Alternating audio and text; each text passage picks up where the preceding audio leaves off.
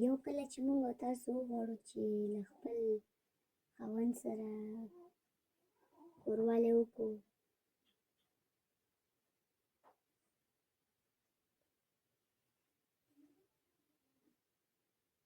او موږ وکړلی شو چې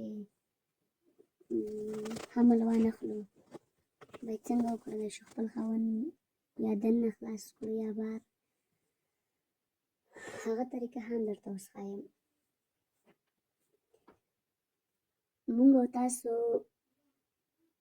کله چې وغواړو له خپل خاوند سره کوروالی وکړو، وغواړو چې حمل وانخلو یا وغواړو چې دننه یې خلاص نه کړو، موږ او تاسو باید داسې وکړو چې کله وغواړو خاوند دننه خلاص نه کړو، باید داسې وکړو چې کله وغواړو خاوند سره کوروالی وکړو، د کوروالی په حالت کې ښه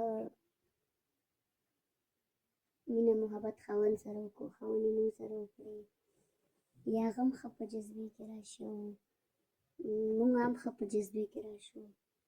نو هغه نه بعد بیا موږ او تاسو کولی شو چې خاوند سره خپل کوروالی 2-3 منټه دوام وکړي یا 4-5 منټه دوام وکړي یا له هغه نه کم دوام وکړي یا له هغه نه زیات دوام وکړي.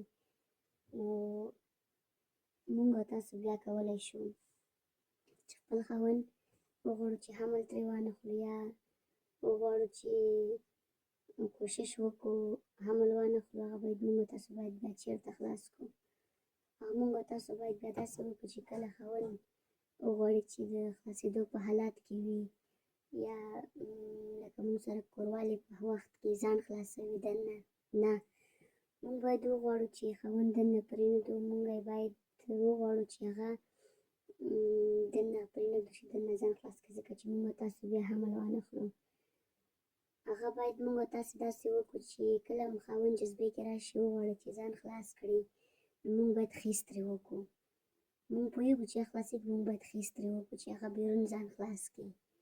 چې کله یې بیرون ځان خلاص کړي، موږ بیا کولی شو چې نه حمل واخلو یا خو که یو څاڅکی هم لاړو د ماشوم ځای ته، نو باور وکړئ موږ بیا حمل اخلو. خو کوشش کوئ چې کله وغواړو چې حمل واخلو یا یې وانخلو، بیا موږ باید وکړلی شو چې کله خاوند د خلاصېدو په حالات کې وي، باید موږ داسې وکړو چې له هغه نه خیز وکړو.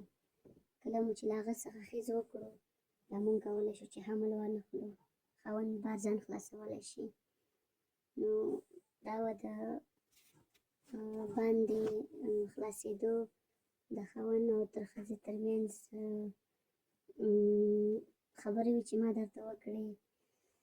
نو باید موږ تاسو چې حمل وانخلو، باید له خاوند څخه خیز وکړو، د کوروالی په حالات کې باید خیز ترې وکړو، موږ بیا کولی شو چې حمل وانخلو. تر بلې خپرونې د الله په امان.